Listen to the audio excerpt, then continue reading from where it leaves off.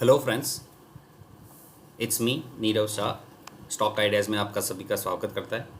Disclaimer, यहाँ पे जो भी इन्फॉर्मेशन मैं दे रहा हूँ वो मेरे एजुकेशनल पर्पज़ के लिए ही। अगर कोई इनिशिएट करना चाहे तो please consult with your financial advisor. ये कोई बाय और सेल का आइडिया नहीं है, बट यस मैं अपना स्टडी आपके साथ शेयर कर रहा हूँ। निफ्टी में आज जो एक्सपेक्टेड था ऐसा ही मूव दिया है। जो ये कैंडल थी उसके करीबन करीबन उसके हाई के नज़दीक ही ओपन हुआ। ये हाई था 752 और ये ओपन वैल्यू है करीबन 774। तो जो एक्सपेक्टेड था ये फर्स्ट गैप था, ये सेकंड गैप था और थर्ड गैप जो आज कंप्लीट हुआ है। तो ये थर्ड गैप के बाद जो नॉर्मली एक गैप फिलिंग प्रोसेस स्टार्ट होती है वो थोड़ा ऊपर आके नीचे आ सकता है, ऐसा मेरा मानना है।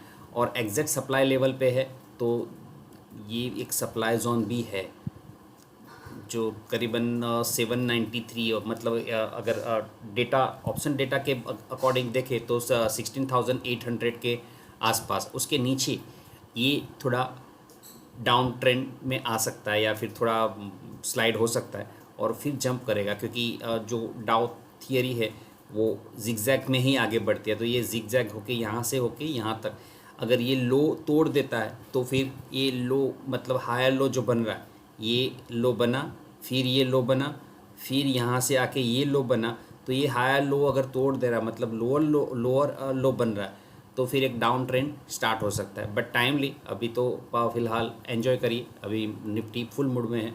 और आज की कैंडल भी बहुत अच्छी थी, ख़ास करके बजाज डियो, जो बजाज जो हम डिस्कस कर चुके, बजाज फिनसर्व, जो ये पॉइंट था जहाँ पे मैंने हाईलाइट किया था करीबन उस टाइम पे 11,322 था। आज 14,000 को भी क्रॉस कर दिया। अब इसके ऊपर रहना चाहिए क्योंकि स्प्लिट और बोनस कुछ दोनों भी बातें हैं। देखते हैं कि करीबन यू शेप रिकवरी या फिर राउंडिंग बॉटम बना है। उसके साथीदार जो बज फिनांस, अगर किसी ने मुझे ट्रैक कर रहा है या फिर मेरे वीडियोस देख रहा है तो उन लोगों को पता होगा ये बना के रखा है। बहुत पहले दिया था, करीबन ये जब डाउन ट्रेंड में आ रहा था तब मैंने बताया था। एक ये जोन था जब हाईलाइट हुआ था। फिर यहाँ पे कहाँ पे बाय करना है तो ये लेवल आया दिया था 5332 के अराउंड। तो 533 को अगर इसको स्ट्रेच कर रहा हूँ मैं,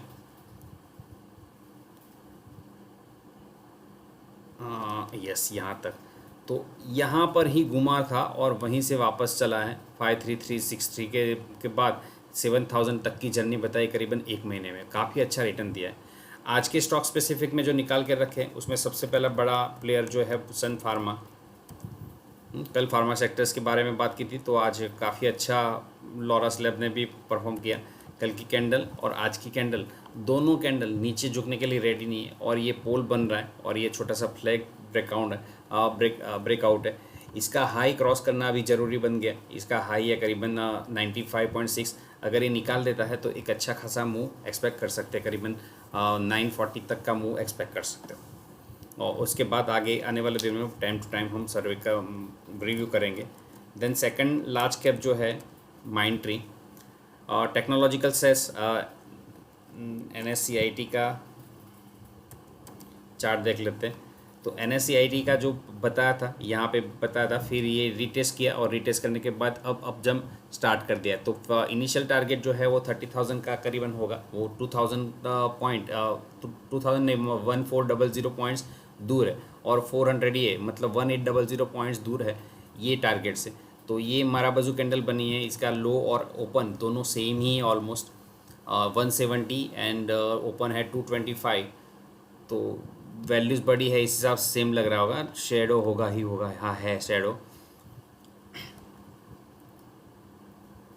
तो दोनों तरीके से कंफर्मेशन मिल रहा है। जो ये स्विंग हाई था और यहाँ पे RSI का स्विंग हाई था, दोनों एक साथ क्रॉस किए तो अच्छा मूव आने के एक्सपेक्टेशन से। अब इसी सेक्टर का एक शेयर माइंड ट्री है।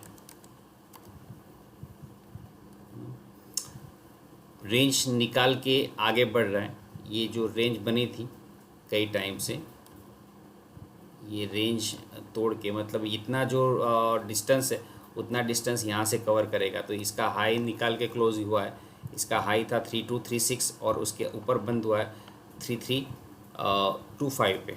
तो आने वाले दिनों में करीबन ये 300-400 रुपया, मतलब यहाँ तक के टारगेट्स, ये अगर डिस्टेंस इक्वल डिस्टेंस मान लेते हैं यहाँ तक है, तो 3504 तक के टारगेट्स यहाँ पे मिल सकते हैं। फिर नॉन इंडेक्सेस में जो निकाला है चोला होल्डिंग्स, बट ये बहुत लो वॉल्यूम स्क्रिप्ट है, तो खास करके अगर इनिशिएट करना चाहो तो वॉल्यूम साइज़ बहुत छोटी होनी चाहिए, क्योंकि आपके वॉल्यूम 22,000 6,000 ऐसे ही शेयर्स है। आज का वॉल्यूम जो है, आज का वॉल्यूम थोड़ा बड़ा है 1,73,000, बट नॉर्मल एवरेज वॉल्यूम को अगर फोकस करें तो बहुत कम वैल्यू है। तो ये जो भी है इसके नीचे जाने के लिए रेडी नहीं है। अगर चला गया, जैसे IGL में देखा होगा, IGL में एक डाउनफॉल हुआ है, अगर जो जहाँ पे बताया था वहीं पर अभी भी है, तो ये सपोर्ट लेवल जब तक 340 नहीं तोड़ रहा, उसका नेक्स्ट सपोर्ट अगर मान लो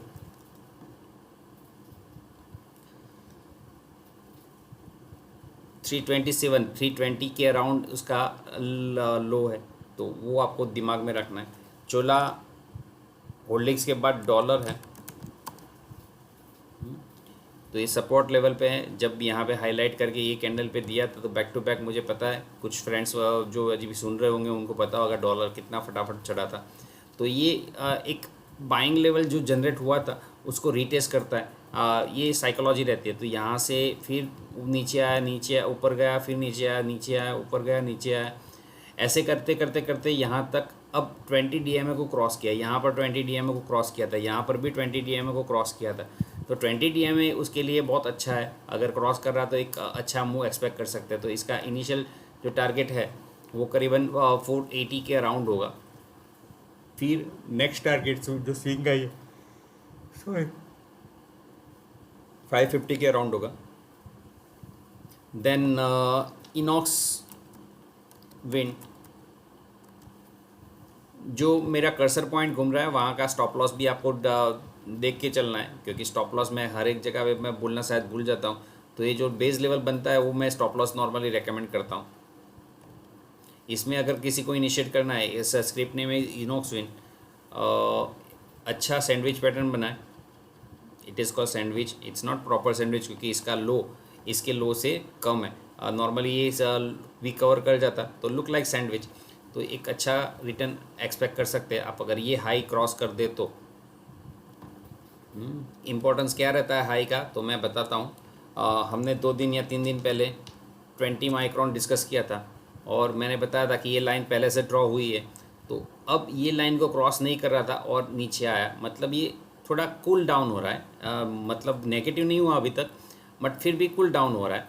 बट जो मैं बोल रहा हूँ कि हाई का इम्पोर्टेंस होता है, तो ये जो 88 का हाई है वो अगर निकाल देता है, या लास्ट हाई है 88.8, इसके पहले का 88 है और उसके पहले का 89.4, बट मैं 88 को फोकस करूँगा, और 88 को अगर क्रॉस कर देता है तो I will enter with the stop loss of 83। तो ये रहे मेरे स्टॉक्स। सभी को जुड़ने के लिए बहुत बहुत धन्यवाद। ऐसे ही आपका प्यार बरसाते रहिए और अपने फ्रेंड्स को जोड़ते रहिए। Thanks for connecting, thanks for bye bye.